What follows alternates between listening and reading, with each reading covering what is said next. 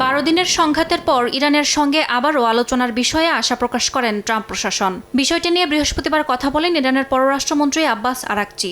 জানান, যুক্তরাষ্ট্র আচরণ বদলিয়ে সম্মানের সহিত প্রস্তাব দিলে ভেবে দেখবে তেহরান।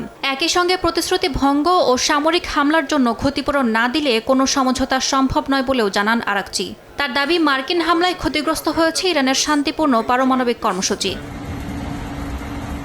ইসরায়েলের সঙ্গে যুদ্ধ চলাকালীন ইরানের পারমাণবিক স্থাপনাগুলোতে হামলা চালায় যুক্তরাষ্ট্র। তেল আবিবের দাবি, ইউরেনিয়ামের বড় একটি অংশ ধ্বংস না হয়ে কেবল মাটির নিচে চাপা পড়েছে। ইরান যদি সেই ইউরেনিয়াম উদ্ধার করতে যায় তবে আবারও সামরিক হামলার মুখোমুখি হবে। তবে তেহরানের অবস্থান একেবারে ভিন্ন। পররাষ্ট্রমন্ত্রী আব্বাস আরাকচি বলেন, ইউরেনিয়াম সমৃদ্ধকরণ তাদের বৈজ্ঞানিক অর্জন এবং বৈধ অধিকার। এটি জাতীয় গৌরবের প্রশ্ন। তিনি জোর দিয়ে বলেন, শান্তিপূর্ণ উদ্দেশ্যে ইউরেনিয়াম সমৃদ্ধ করা বৈশ্বিক আইন অনুযায়ী অনুমোদিত।